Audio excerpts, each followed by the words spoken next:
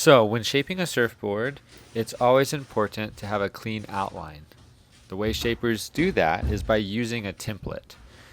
This is usually just a thin piece of wood. Some people use foam. You could even use cardboard or paper to lay down on the blank and trace the outline that you'll cut out with the saw later on.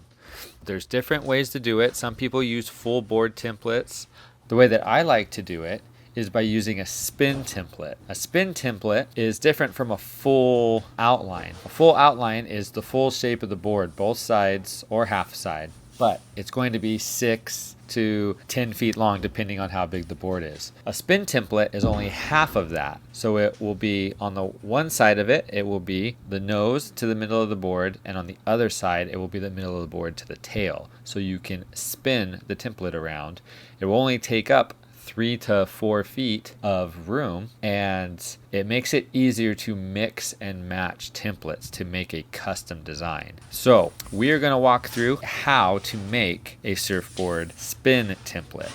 And what you're going to want to do, first thing is go over to shape3d.com. You're going to go to their website, click on that.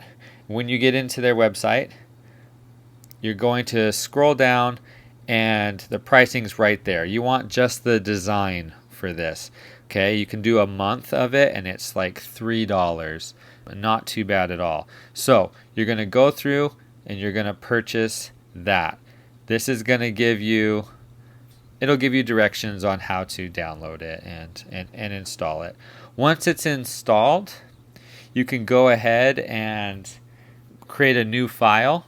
I'm going to open one up that I've already done. So this design one will give you the opportunity to use a ghost board or put an image of a surfboard that you find online. So you can load that up, and what we're going to do here is just make sure it keeps it in proportion. Okay, make it to the length that you want, and then you can widen it to whatever width that you have set for that board. For this one, this is just a board that I saw online that I thought was a fun and interesting shape. Now, don't get mad about copying boards. We're just making a spin template. We are just using the curves of this board to make our own board later on and to mix and match to make future designs.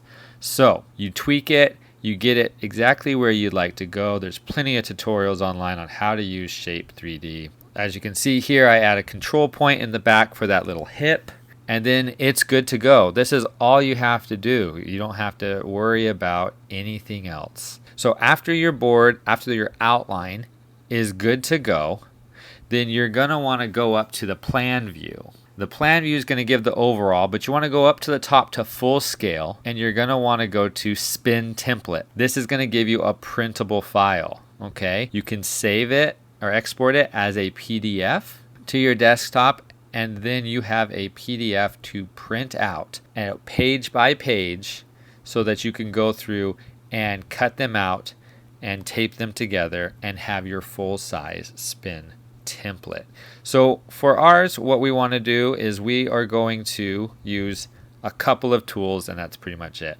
I'm going to use just some clamps to clamp our board down to this messy table we have here, a jigsaw to cut it out, to do a rough cut, and then we're going to true it up to the line with just a belt sander. So with that, we're going to get started. So as you can see here, I have an old template that is a full-size template. This is a 7-foot board. I'm going to be making 3 spin templates out of this one template here. Okay, I'm making 2 fishes and a longboard template, all out of this one 7-foot board.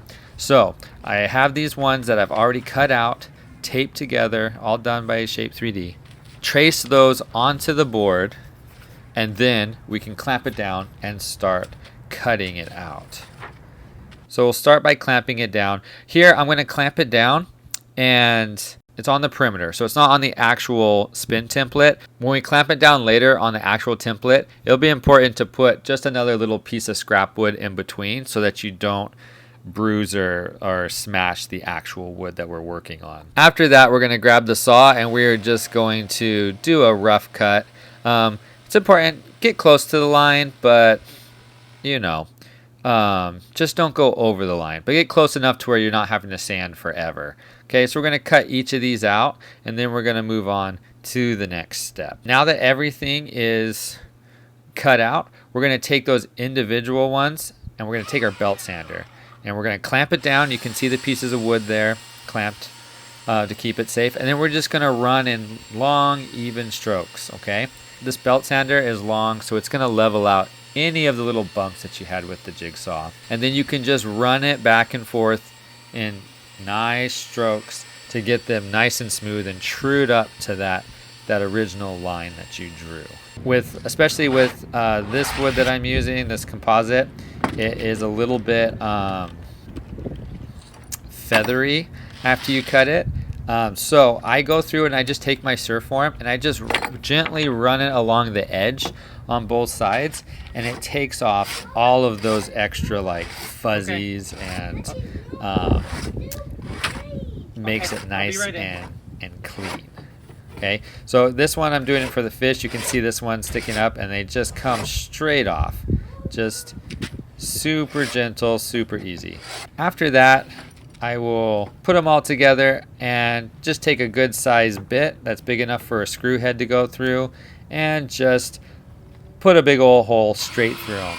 This is going to help us hang them up on our wall so that they are off the floor and out of the way. So you can see I'm just going to hang all three of these up right on the wall, and they will be good to go for whenever I need to use them.